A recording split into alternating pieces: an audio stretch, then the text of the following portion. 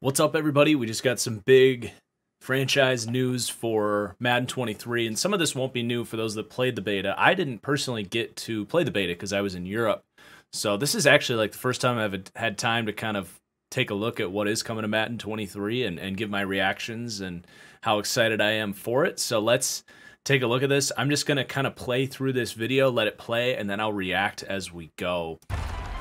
In addition to the all-new Field Sense gameplay system in Madden 23, new features.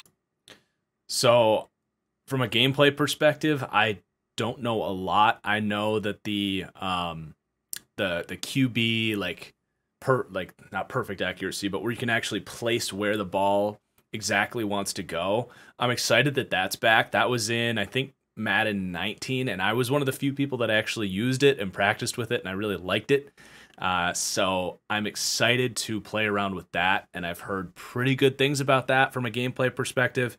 And I've also heard the gameplay feels pretty smooth and that defense is much more impactful this year. So just before all this, I've already got a pretty good impression of what's coming. Just from a gameplay coming perspective, to franchise this is this obviously year. just a franchise. Today we're excited to share the details about free agency, motivations, tags, contracts, scouting, and some of the things we're doing to provide deeper immersion. We focus on these areas specifically to respond to player feedback, with the goal of enhancing the realism, authenticity, and fun Pretty within the straightforward. mode. To emulate the same level of drama and fun that fans experience during the free agency period each offseason, our goal with free agency in Madden 23 is a more competitive and rewarding experience for our players. Huge. Free agency's been at the top of my list for a long time, and I can't wait to see some of these screenshots because, in Madden 22, needed free this. agency signings were based on which team offered the most money to a player. In Madden 23, so this I think is really cool, and I did listen to C4 talk a little bit about this. Motivation and tags. It just adds so much immersion, which obviously is something they're going for, and it builds storylines and all that stuff. So basically, depending on a guy's motivations and what he wants from his football team, it will sway how many points he gets in free agency. So I love this. I'm curious how they determine this. Like, did they go player by player and kind of try to get in the mind of a Greg Jennings? No, get in the mind of these players. I think that would be a fun job, but I really like this. It is exactly what I would have applied to free agency, and it's exactly what they needed. So I think this is huge. money remains a factor, but that's not the only factor. All new players. And as someone that records rebuilds, it's just going to add so many fun narratives, and we can trash people for wanting things that don't make any sense. Their motivations and tags add competition and skill to the process. They also drive decision-making beyond just the money offered when negotiating free agent contracts. I want to go back there. This is really cool too. So the player tags thing, and I think they'll talk a little bit more about that, but like Jason McCourty's a mentor. He just retired today, by the way. But if he's on your team, you get extra XP at that position. And we always, like in my rebuild, we're always like, oh, let's sign Jason McCourty to be a locker room glue guy and develop some of these young DBs under him. And now it actually matters. Negotiating free agent contracts. Motivations help. Subtle thing that makes a huge difference. Determine why a player chooses to sign with a particular team. Let's go deeper here with some real-world examples. Jarvis Landry just took an offer with the New Orleans Saints, and one of his motivations to sign there was going back home to Louisiana, where he grew up and played college ball. We have the same motivation in Madden 23, called Close to Home. Okay, so it does look like for certain players, they have looked at what they've valued in the past. If a player has this motivation and you can satisfy it, it's going to give you a leg up in negotiations. Another example, wide receiver Russell Gage signed with Tampa Bay. He actually got a recruiting call from Tom Brady a few days before he signed with the Bucs. This is another new motivation in Madden 23, where players want to play with franchise quarterbacks. Previously, players like Leonard Fournette, Antonio Brown, and Rob Gronkowski all signed with the Bucs to play alongside Brady, a legendary franchise quarterback. I love that, and they need the tag of franchise quarterback to put on Tom Brady for that to happen. So I think that's awesome, and it's also going to improve like teams drafting QBs in the first round every year. You won't do that. You won't do that if you have a franchise quarterback. So huge there. Von Miller. He's a veteran who wants to win a Super Bowl first and foremost. That's Madden 23's Super Bowl contender motivation. Player motivations are going to better define where players go in free agency. So the decision is about much more than money. Does a player want to be in a big market? Does he need to be at the top of the depth chart in order to sign? Does he fit the offensive or defensive scheme?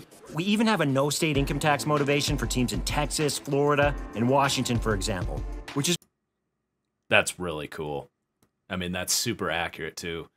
It does look like they have kind of gone through player by player and determined their motivations, which is, I think cool. I'm curious to see, like, how they feel about certain players. We're also introducing all new player tags that directly impact free agent logic, trade logic, draft logic, and player progression. Let's walk through a few examples of player tags. When Aaron Rodgers wins the MVP award in Madden 23, he'll get the award winner tag. This will drive free agency AI and increase the interest of other teams to sign him and drive up his market value. Another player tag is called Day One Starter. A great example is wideout Jamar Chase, who became the Bengals' top target on day one. With this, love that. And that's like a relief for me as the guy that edits the rosters, because like so often I'll like dip a guy's overall a point or two lower just so that they'll actually play the rookie first rounder that'll play. And that'll help like the that's just huge for the AI in general, like playing first round picks. I'm assuming that'll be applied in the draft. So like man, a lot of these are just little subtle things that are going to make a massive difference. I'm impressed so far. CPU teams will now utilize pro-ready, assuming it works, prospects, moving them above similarly rated players on the depth chart to get them more reps and progress them faster. Player progression logic is improved as a result. One more tag example is veteran linebacker Bobby Wagner, who has the mentor tag. This tag gives an XP bonus to all players at the same position during weekly training. You're incentivized to sign veteran players because they can help develop your younger guys. The new free agency hub is where you place offers, compete with other teams, manage free agent signings, view player motivations and tags, and more. You'll see each player's motivations in the upper middle portion of the screen as well. I just want to kind of process this a little bit. The one thing I'm really curious to see is what they've done with the actual contracts themselves, as well as this overall interest level in your team. Player motivations are displayed in order of importance and can be either a positive, negative, or neutral status. Next, in the upper right-hand corner, we have the Market Watch. This shows the current number of teams that are interested in the player, as well as his offer status. That's nothing really different. Status can be no offer, in the hunt, or not in the hunt. This provides valuable information. I guess there's 3 different categories of interest, so that is something. As to whether or not you want to continue targeting a player. Below, you can also see his expected market value, which gives you a starting point on what you want to offer for his contract. Another new addition to the free agency system is the introduction of active negotiations. In order to create a sense of pressure, we've added limits to the number of offers you can have out there at any given stage. In stage 1, you have a max of 5 players you can negotiate with, so you need to be thoughtful going after those top-tier free agents. Love that. Just adds balance to the league, and that's realistic because it is a rush at the beginning of free agency, and you can't get on the phone and make a good deal and a good negotiation with everybody. So I really like that they added that.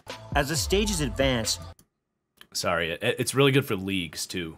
You'll be able to offer more players, so in stage 2, you'll get up to 10 offers per eval period, and then after that stage, you'll have an unlimited number of negotiations. We also added the Evaluate Offers button at the bottom of the screen, which allows you to place an offer without advancing the week, giving you more opportunities to go back and forth with your free agent targets each week. Finally, at the bottom of the screen is where you can sort through the available players each week, view their player card, target your players, and make your offers. We've added 4 new contract offer presets to help streamline the Contract player-friendly, team-friendly, neutral, very player-friendly, and custom negotiation process. Player-friendly, team-friendly, neutral, and very player-friendly. And they each come with their own risk and reward. You can still customize your offers as well. And a top community request, new rollover cap, allows you to carry over. Wow, they added rollover cap? You guys, I'm pumped. That's huge.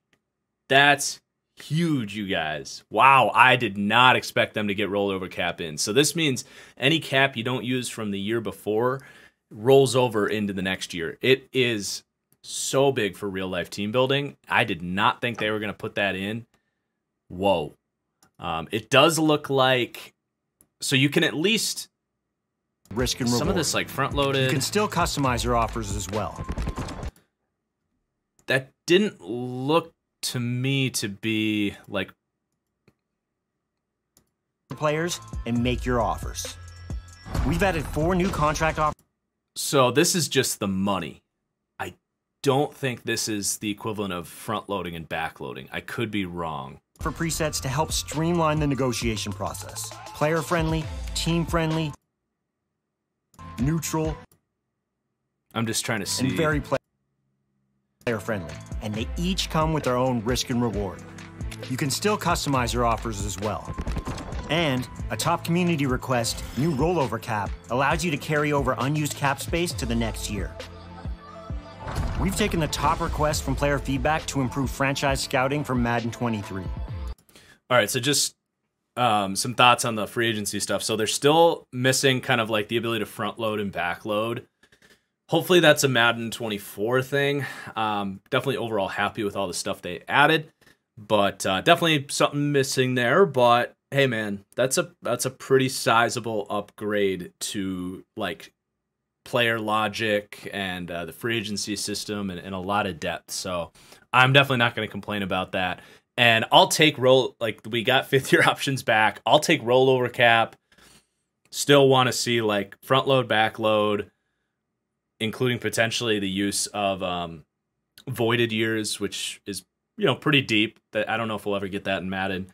But then what was the other thing I wanted to see? Oh, compensatory picks is the other thing that I'm really hoping we someday get. But I will definitely take rollover cap in addition to all that other stuff. So big fan of that. First, we've added more scouts to the pool so you can get information on prospects faster and to optimize your chances in the draft. No matter what you're... Much needed.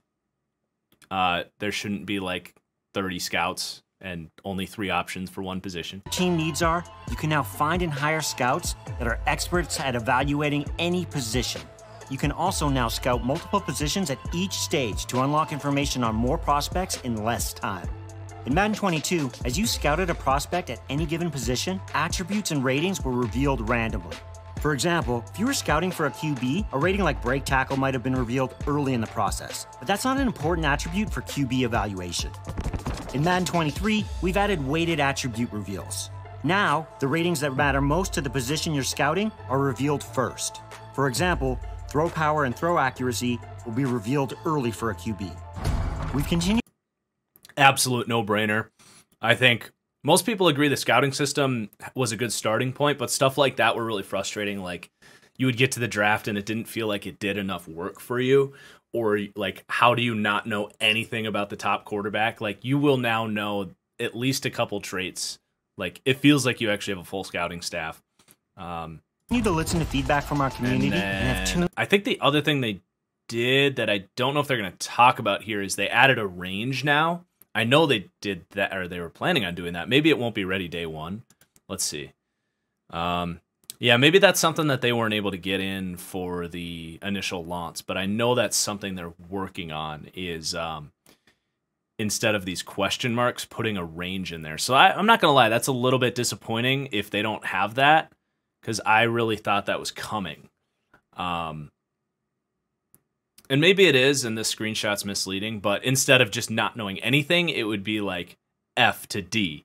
And then the more, once you get up to 55%, or maybe it'd be F to C. Once you get to 55%, it would then go from D to C.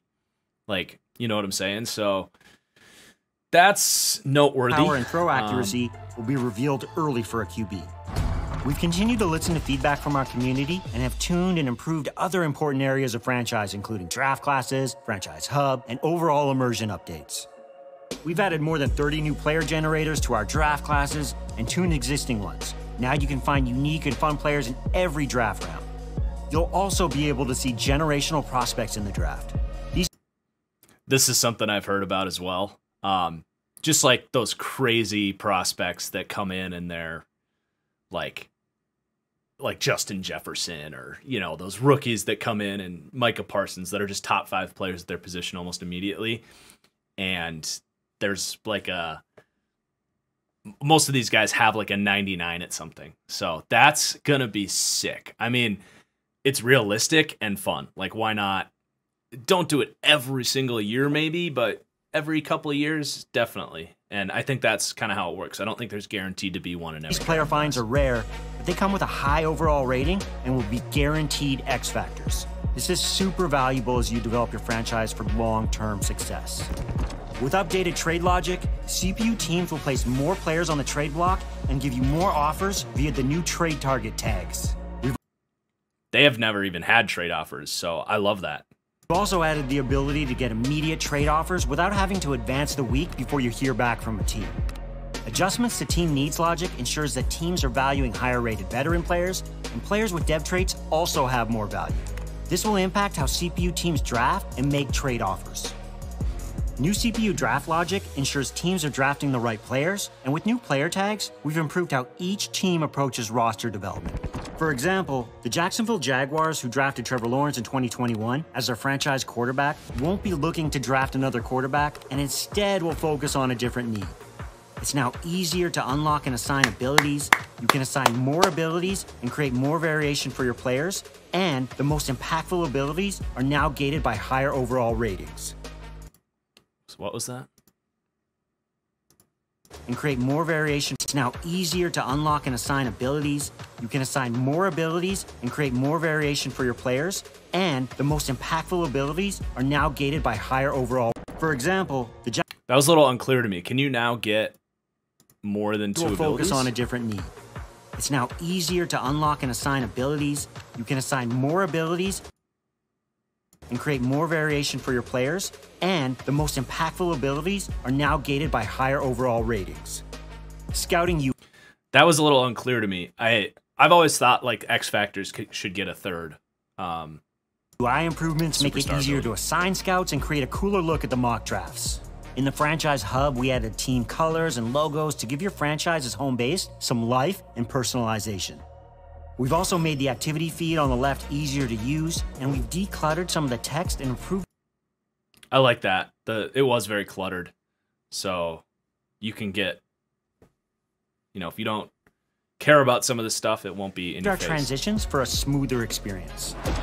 We're excited about all the. All right. I mean, overall, definitely excited. Still gonna, of course, be some stuff, but I mean, if you look at, and you gotta assume the stuff works, and that's not always easy to assume. And that they've weeded out a lot of the bugs. But man, looking back at like where franchise was in 2020, I'm gonna like tip my cap to EA. Like, I figured things would get better, but I have walked away like legitimately impressed. So I'm happy. Like, I'm excited to get my hands on this. I thought, like, when the Fixed Madden franchise stuff was going on, I thought maybe we could make a difference, but it would be like even less than this, to the point where maybe 2024, 2025, like we're at a point where it's at now. So definitely happy. It's not perfect. It's not perfect, but considering we only get one game, this is a third straight year now of them making very legitimate additions to the modes. So I'm not going to complain. There's definitely still some stuff to ask for next year, but it's good to see they're listening, especially stuff like rollover cap, that like that's what the diehard wants. Maybe not the casual, but they put it in there for us. So cool beans, man. Very excited. Rebuilds are going to be really fun this year. Looking forward to it. Thank you for watching. And I know I haven't been streaming a whole lot. Deep dives eating up a lot of time, but appreciate you guys for watching, and we'll see you later. Peace out.